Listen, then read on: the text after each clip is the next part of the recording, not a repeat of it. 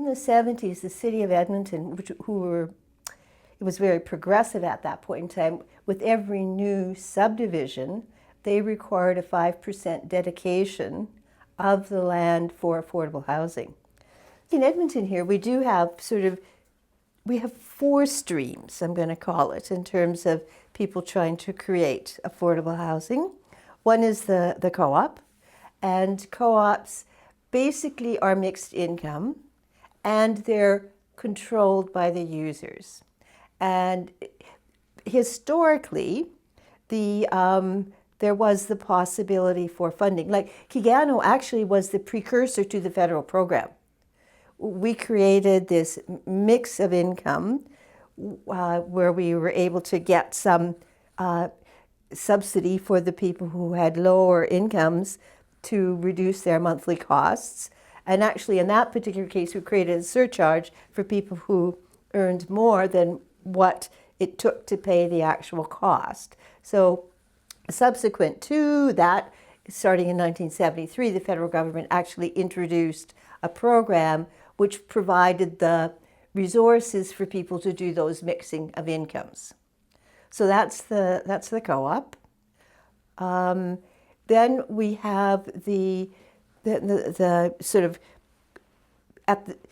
starting about the same time as the co-op was the publicly owned housing, which was 100% targeted to people who had lower incomes. And that was appropriate because there were people who really needed that type of housing. And I know I was part of the group of people that worked with the Labor Council and whatever to get the sort of public authority in place to do it. In terms of that type of housing, though, as I say, it's 100% subsidized. It's a landlord-tenant relationship. And you can get kicked out if your income goes above a certain level. So it's not creating a sense of community.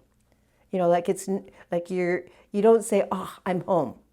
This is where I'm going to have my kids grow up, unless you want to maintain your income at a certain level. So that's another thing. But I'm not saying it's a bad thing. It's just another option. Then we have in Edmonton and actually across the country, there was a recognition at a point in time that perhaps the 100% targeted communities weren't necessarily the best way to go. So the federal government actually introduced a program where municipalities could create their own nonprofit housing corporations.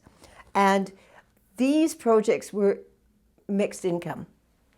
And in Edmonton, the municipal nonprofit housing corporation, Home Ed, actually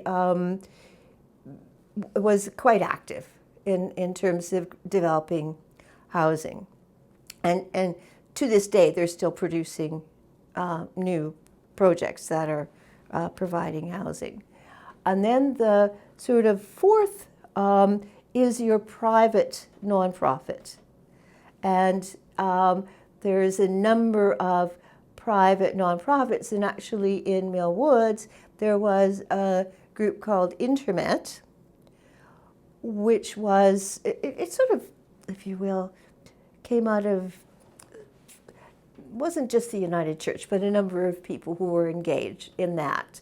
And they actually developed some, again, mixed income, affordable housing. And Intermet is very interesting because to this day, their housing is there in Mill Woods, and it's incredibly well managed. And they did some, energy retrofits and whatever, and they actually have the resources. So now they're looking at developing in other parts of the city. So we have those four different types of sort of ways of providing affordable housing.